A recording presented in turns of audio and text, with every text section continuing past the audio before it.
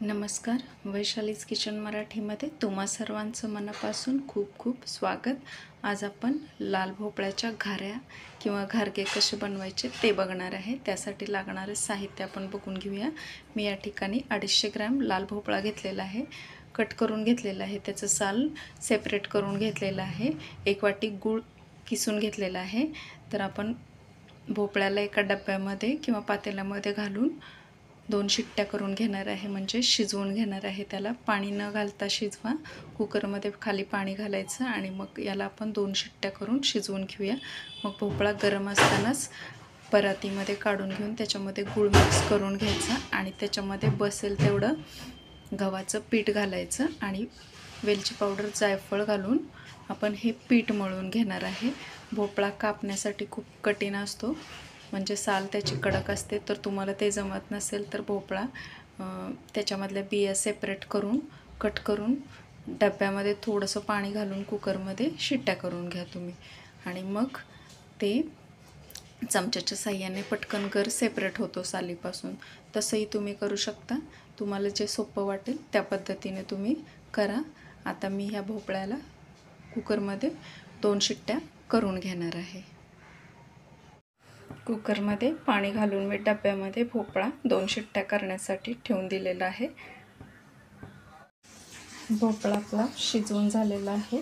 गरम असतानाच त्याच्यामध्ये गूळ आपण मिक्स करून घेणार आहे, म्हणजे हा गूळ भोपळ्यामध्ये व्यवस्थित असं मिक्स होईल.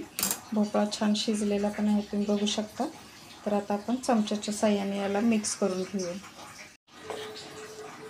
चमच्याच्या साह्याने आपण हा भोपळा याच्यामध्ये मिक्स करून घेतलेला आहे गुळामध्ये. भोपळा गरम असल्यामुळे विरघळू पण लागला आहे गूळ आपला. भोपळा पण आपण मॅश करून घ्यायचा. मग थोडंसं थंड झाल्यावर यात बसेल एवढं गव्हाचं पीठ घालून पीठ मळून घेणार आहे आपण. थोडा वेळ आपण याला असंच ठेवून देणार आहे. मग याच्यात वेलची पावडर आणि पीठ घालून मळून घेऊया. भोपळा गरम असतानाच त्याच्यामध्ये आपण गूळ मिक्स करून घेतलेला आहे. मग बघा छान असं कसं मिक्स झालेलं आहे, गूळ वितळलेला आहे त्याच्यामध्ये. मग त्याच्यामध्ये आपण थोडीशी वेलचीची पावडर आणि जायफळची पूड पण घातलेली आहे. आता याच्यामध्ये बसेल एवढंच आपण पीठ घालणार आहे. थोडं थोडं करून घालूया आपण पीठ. वाटीच्या साह्याने साधारण 2 वाटी, 2-2.25 वाटी पीठ याच्यामध्ये बसतं. आणि असं आपण मिक्स करून मळून घेणार आहे आणि लगेच लाटून घेणार आहे, कारण पीठ पुन्हा आपलं पातळ होण्याची शक्यता असते. त्यामुळं आपण जसं पीठ लागेल तसं तसं करून पिठाचा गोळा बनवून घेणार आहे. मग लाटून घेऊन तळून घेणार आहे घाऱ्या. साधारण 2-2.25 वाटी पीठ लागतं आपल्याला यासाठी. पीठ मळून झालेलं आहे माझं या ठिकाणी, तुम्ही बघू शकता. आपण थोडंसं असं घट्टच पीठ मळलेलं आहे. आता याला तेलाचा हात लावून घेऊया आणि मग छोट्या गोळ्या करून पुरीसारखं जाडसर असं लाटून घेणार आहे. मी छोट्या छोट्या गोळ्या बनवून घेतलेल्या आहेत. आता आपण याला लाटून घेणार आहे. तेलाचा हात घेऊनच मी सर्व घारग्या लाटून घेतलेल्या आहेत, तुम्ही बघू शकता. पुरीच्या आकाराचेच लाटलेले आहेत, पण थोडेसे असे जाडसर लाटून घ्यायचे. आता आपण तळून घेणार आहे याला.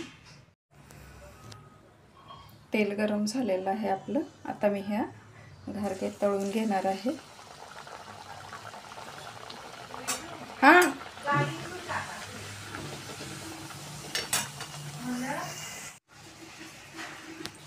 तेल गरम झाल्यानंतर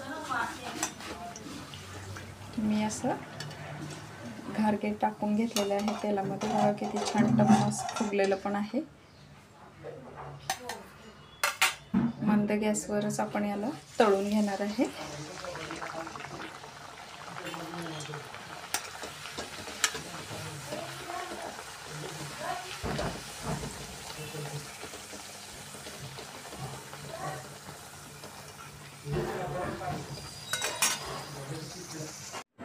माझ्या घाऱ्या तळून तयार झालेल्या आहेत, तुम्ही बघू शकता. कशा टम्म फुगलेल्या पण आहेत. तर घरच्या घरीच तुम्ही ही रेसिपी बनवू शकता. रेसिपी आवडली असेल तर लाईक, शेअर, कमेंट आणि सबस्क्राईब करायला विसरू नका. सोबतच बेल आयकॉनही प्रेस करा, म्हणजे तुम्हाला माझ्या नवनवीन रेसिपीज बघायला मिळतील. तोपर्यंत खात राहा.